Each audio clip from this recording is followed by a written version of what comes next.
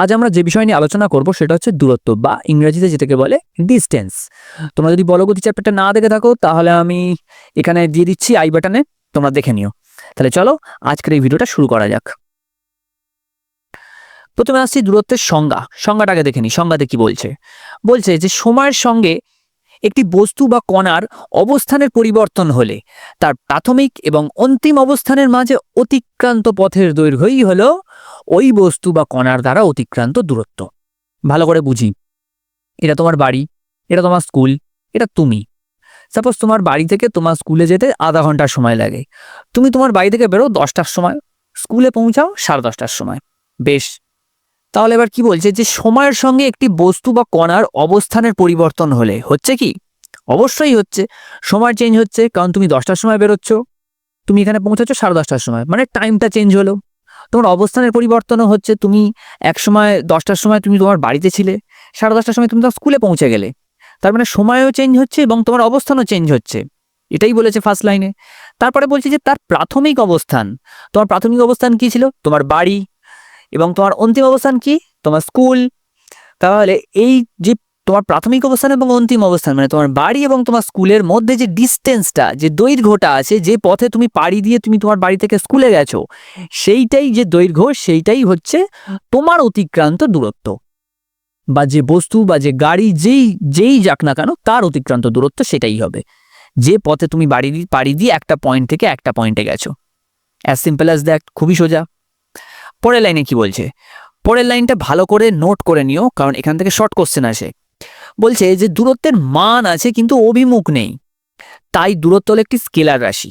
কোশ্চেনটা এইভাবে আসবে যে দূরত্ব স্কেলার রাশি না ভেক্টর রাশি, একটা এরম ভাবে আসতে পারে। অথবা আরেকটা বলবে যে যদি স্কেলার রাশি হয় তাহলে কেন স্কেলার রাশি, আর যদি ভেক্টর রাশি হয় তাহলে কেন ভেক্টর রাশি, বা যদি ভেক্টর রাশি না হয় তাহলে কেন। সেরম টাইপের কোশ্চেন আসতে পারে এখান থেকে। এটা তোমরা ভালো করে একবার মুখস্থ করে নিও ভালো করে। আর এককটা কি বলছে? এসআইতে মিটার আর সিজিএস এ সেন্টিমিটার। ভালো করে একটা উদাহরণ আছে। একজন ব্যক্তি 1 কিলোমিটার হেঁটে স্কুলে গেল, তাহলে তার দ্বারা অতিক্রান্ত পথ কত হলো? 1 কিলোমিটার। এটা তুমি তোমার স্কুলে পৌঁছে গেছো। যে পথে, যে ব্লু কালার যে লাইনটা আছে, সেই পথে তুমি ধরো গেছো। সাপোজ তুমি তোমার প্রথমে তোমার বন্ধুর বাড়িতে গেছো, সেই বন্ধুর সাথে দেখা করতে, দিয়ে একসাথে যাবে। এবং তারপরে তোমরা দুজনে মিলে কচুরির দোকানে গেছো টিফিন কিনতে। তারপরে তোমরা স্কুলে গেলে। তাহলে আমি কি তোমার বাড়ি এবং তোমার স্কুলের মধ্যে ডিস্টেন্সটা বের করব? না, পুরোটাই বের করব। তুমি তোমার বন্ধুর বাড়ি যাও কি তুমি তোমার কচুরির দোকানে যাও, পুরোটাই বের করতে হবে।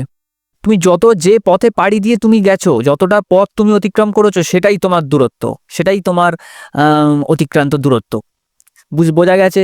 আর যদি আমি শুধুমাত্র তোমার বাড়ি থেকে তোমার স্কুলের ডিস্টেন্সটা ক্যালকুলেট করতাম, তাহলে সেটা কি হতো? তাহলে সেটা হতো সরণ, যেটা আমরা পরের ভিডিওতে দেখব।